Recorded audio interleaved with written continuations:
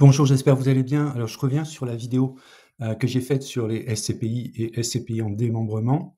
Alors, j'ai eu un commentaire intéressant qui me disait que globalement, j'étais perdant à faire de la SCPI en démembrement.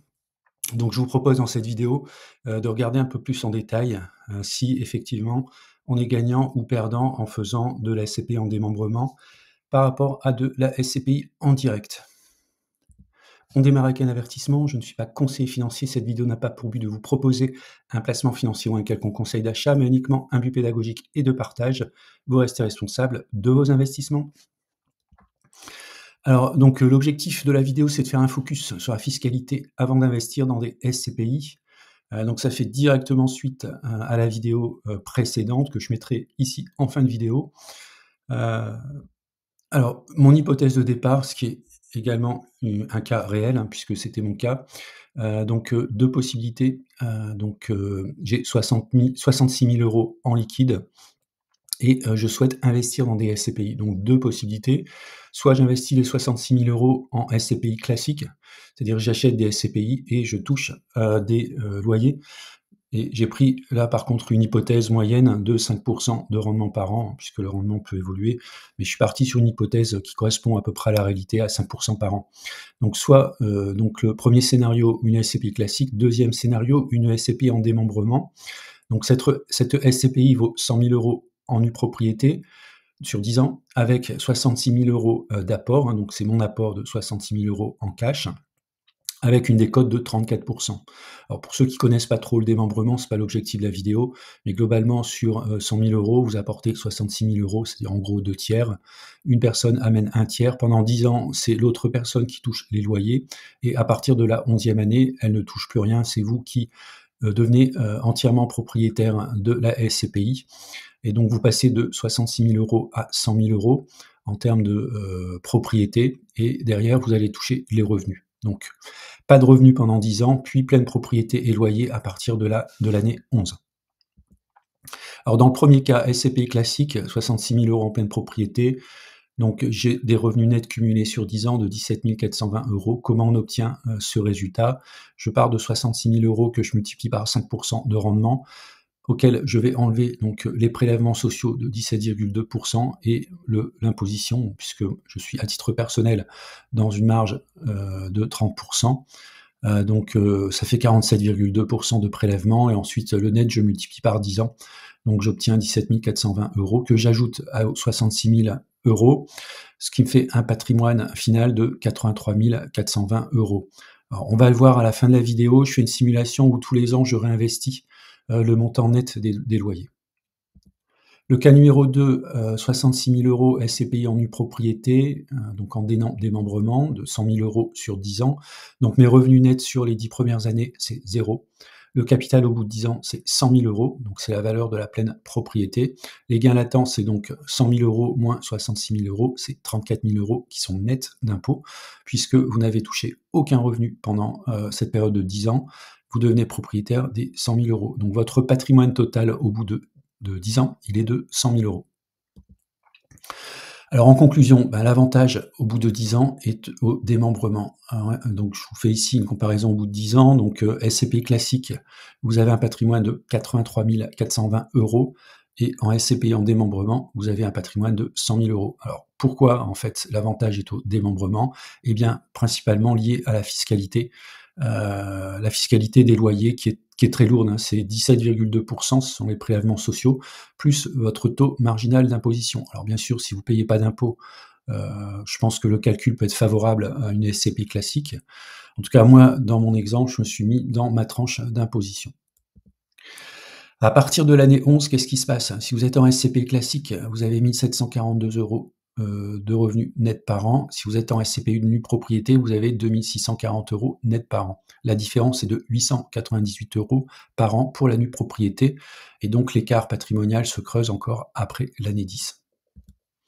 Donc je vous ai fait un petit résumé ici jusqu'à 20 ans. Vous avez donc toutes les colonnes avec le revenu net classique, net nue propriété, le revenu cumulé classique, le revenu cumulé nue propriété, le capital classique, le capital nue propriété, le patrimoine total classique et le patrimoine total nue propriété. On peut voir, c'est la dernière ligne en bas à droite.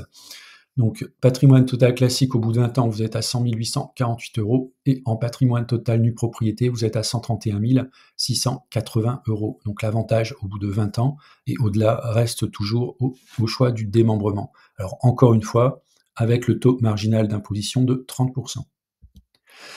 Alors, j'ai fait ensuite une simulation parce qu'on peut très bien se dire: «OK, mais alors quand tu touches les loyers dès la première année, hein, tu peux, les réinvestir afin d'avoir un effet boule de neige». Alors si on fait le cas, à la fin, des 10 ans, vous êtes quand même en retard de 14 340 € par rapport à la SCPI en nue propriété. Donc l'écart se réduit, il reste néanmoins favorable à la nue propriété.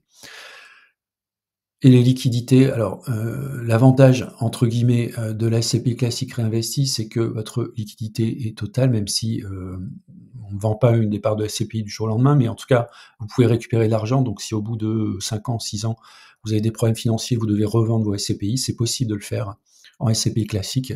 Vous ne pourrez pas le faire en SCPI nue propriété puisque quelque part, le bien est bloqué, sur la période, donc de démembrement. Bon, ce qui n'était pas mon cas, hein, c'était vraiment des liquidités dont j'avais pas du tout besoin, donc j'ai effectué ce choix. L'optimisation, alors maintenant, juste quelques pistes. On peut optimiser fiscalement des SCPI, par exemple en basculant vos SCPI dans une assurance vie, donc qu'on soit en SCPI direct ou assurance vie. Donc le fait de basculer la SCPI en assurance vie vous permet notamment de ne pas avoir d'imposition annuelle, un prélèvement forfaitaire sur les gains de 30 et la fiscalité à la sortie après 8 ans est un peu plus légère. Heu, voilà, donc les inconvénients, c'est que généralement, on a un choix limité de SCPI référencés par l'assureur. Donc c'est l'assureur, au travers du plan d'assurance vie, qui vous impose sa SCPI et vous avez des frais supplémentaires qui peuvent être liés, au contrat, donc entre 0,5 et 1 par an et des frais de souscription de SCPI parfois réduits, mais pas toujours. Et le dernier point, c'est une liquidité parfois plus lente, hein, puisqu'elle dépend aussi de l'assureur et pas du marché de la SCPI. D'autres pistes également, c'est si vous avez par ailleurs des revenus, fonciers, donc locatifs physiques et vous pouvez donc dans ce cas passer en microfoncier à condition que vos revenus fonciers bruts soient inférieurs à 15 000 €. Dans ce cas, vous avez un abattement forfaitaire de 30 sur les revenus bruts. Donc c'est intéressant puisque dans ce cas, vous n'êtes imposé que sur seulement 70 %. Alors c'est applicable uniquement si vous possédez au moins un bien immobilier physique loué nu. Vous ne pouvez pas faire du microfoncier quand vous avez 100 de SCPI. Donc ça, c'est un point très important. Et ensuite, comment intégrer les SCPI? Il suffit simplement, d'ajouter les revenus de SCPI au loyer physique pour calculer votre seuil des 15 000 € et si le total reste inférieur à 15 000 €, vous bénéficiez d'un abattement de 30 qui s'applique sur l'ensemble des biens, c'est-à-dire les biens physiques plus la SCPI. Vous avez un petit exemple qui est donné en bas. Donc au lieu d'être imposé sur 14 000 €, vous serez imposé sur 9 800 €. Autre piste également, financer, l'achat de SCPI à crédit in fine, hein. Vous avez les 66 000 €, vous pouvez décider de faire un crédit in fine et placer en fait ces 66 000 € qui vont rapporter un certain pourcentage ou faire un crédit lombard et placer donc ces 66 000 € en contrepartie dans une assurance vie pour neutraliser ou réduire l'impact fiscal. Alors les avantages, vous en avez 3, une déduction des intérêts d'emprunt puisque vous faites un emprunt, il y a des intérêts. Le capital est placé en assurance vie et vous bénéficiez d'un effet de levier puisque les loyers en SCPI financent une partie des intérêts du prêt.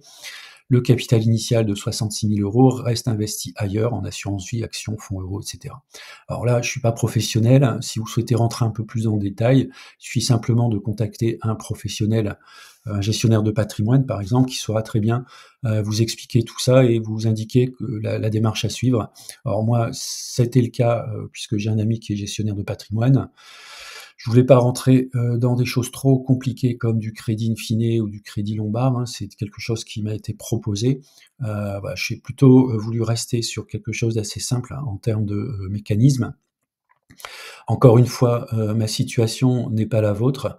En tout cas, cette vidéo, c'était juste pour rentrer un petit peu dans le détail et comparer, l'intérêt de basculer sur du démembrement par rapport à une SCPI en direct. Et je dirais même, je pense que c'est intéressant de le faire, en prévision de la retraite. Donc si vous, prenez votre retraite à 65 ans, vous enlevez, 10 ans, c'est autour des 50-55 ans. qui peut être intéressant, puisque généralement, à cet âge-là, on est, toujours en activité professionnelle. On a un revenu donc lié à son activité professionnelle, qu'elle soit salariée, indépendante, profession libérale, patron d'entreprise, enfin ce que vous voulez.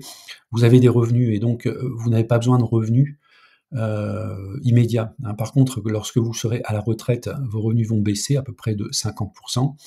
Donc, à titre indicateur, votre, taux marginal d'imposition va également baisser. Peut-être qu'il passera de 30 à 20 ou 15.